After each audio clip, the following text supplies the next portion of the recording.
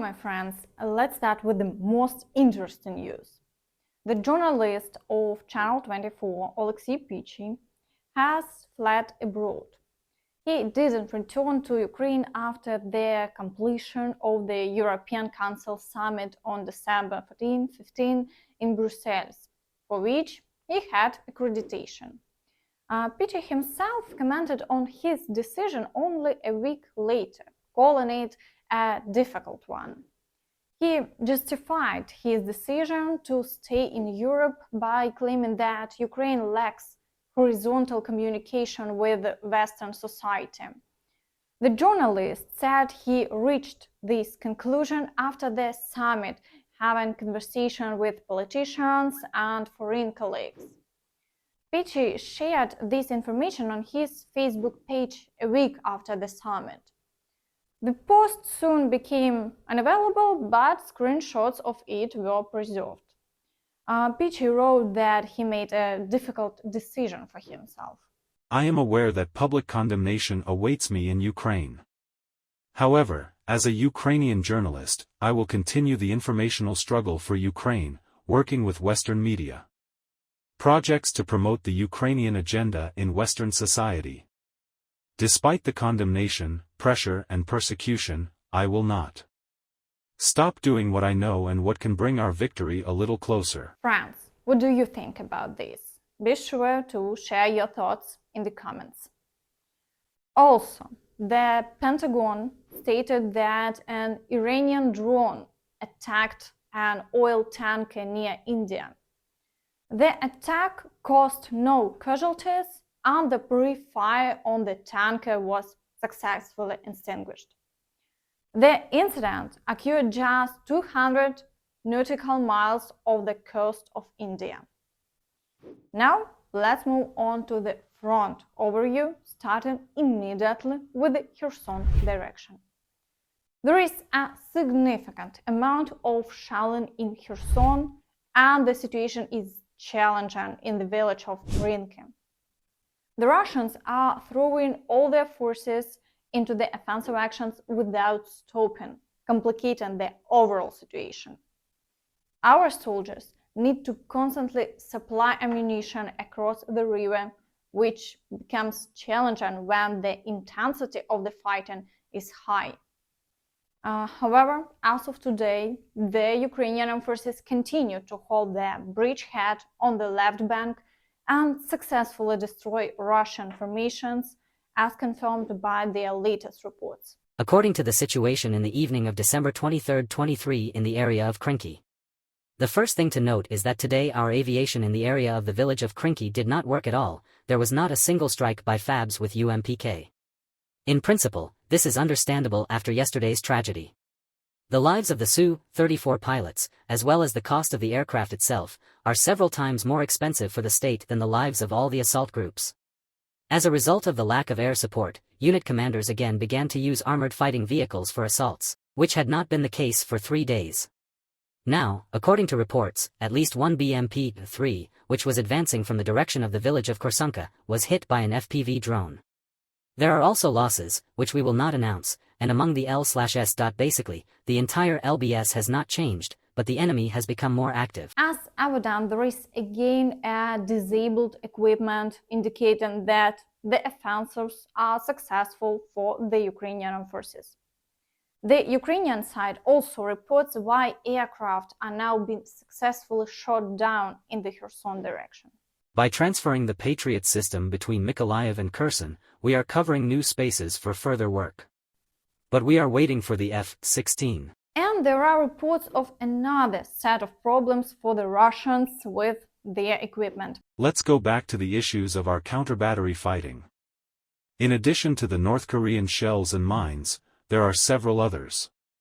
In particular, this is the wear and tear of artillery barrels and low-quality domestic shells from new batches.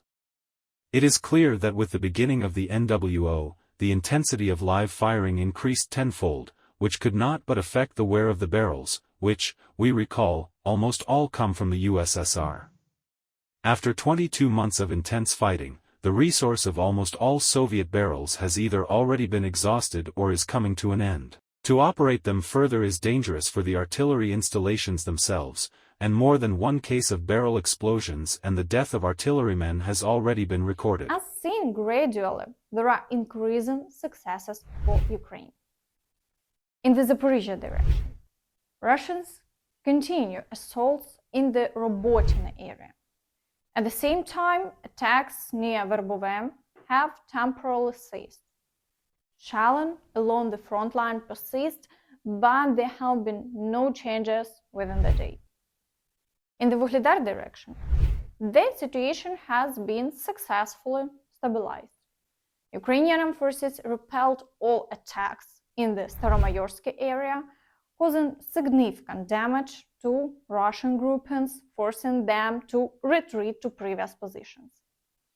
Today, shelling is reported along the entire front line. In the Avdiivka direction, there is a significant pressure. Occupiers are advancing on a broad front on 7 fronts. Battles are ongoing in the Novobakhmutivka area, with the enemy breaking through closer to the village. However, they fail to consolidate their positions. Attacks continue near Svatove and the coke chemical plant. Despite their efforts, the Russians don't achieve success in this area either. Storms of the outer streets of Avdiivka persist near the industrial zone. Daily, they change attack directions, and today they are attempting to enter through the forest. However, the Ukrainian Armed Forces successfully maintain defense, repelling all attacks. On the southern flank, the occupiers are assaulting positions near Severne, Первомайske and Nevske. However, they don't achieve success, and the front line remains unchanged. Within a day, Ukrainian Armed Forces repelled 19 enemy attacks. In the Bakhmut direction, the occupiers continue to storm Bohdanivka and fields in the Ivanivske area. The Ukrainian Armed Forces report that the Russians have minor tactical successes. Difficult battles are also taking place in the Klishivka and Andriivka areas, accompanied by a significant number of shelling. Ukrainian Armed Forces report losses in some positions. We hold the height, put a lot of dew per day, but this does not help. Orcs are brought around the clock. Our comrades had to tighten a little. Also, 5 units of equipment are already sleeping with the Russians. There is no connection with their comrades who are in dacha. There is also no good news on the pond. There are dead comrades. They are trying to save 300 guys. Unfortunately, the Russians have taken our positions. We do a little penalty because there are a lot of them. They also have no problems with BC. My comrades did not have BC at all. There are our new guys. They need time until there is defense. At the same time, there are still no significant changes on the front line. The Ukrainian Armed Forces are doing everything possible to maintain their defense. Over the past day, they successfully repelled 8 enemy attacks in this direction. In the Siversk direction, shelling continues, but no new offensive actions are recorded. Therefore, the situation can be considered stable. In the direction of Krimenna, all attacks have also ceased. Russians are shelling the villages of Torske and Nevske, but there are no changes along the front line. In the Svatove direction, once again, no attacks are reported. There is a minimal amount of shelling in the village of Berestove, and the front line remains unchanged. In the Kupiansk direction, the Russians are intensively assaulting Synkivka. There is almost no respite, with the Ukrainian Armed Forces successfully repelling 12 attacks within a day. Reserves are continuously being mobilized directly from Russian territory, heading into battles. However, they still don't achieve any success, and the front line remains unchanged. Only shelling is reported in the rest of the settlements. And that's all from me. Don't forget to like this video, subscribe to the channel and hit the notification bell to stay updated on all the latest news. Thank you for watching and see you next time. Bye bye.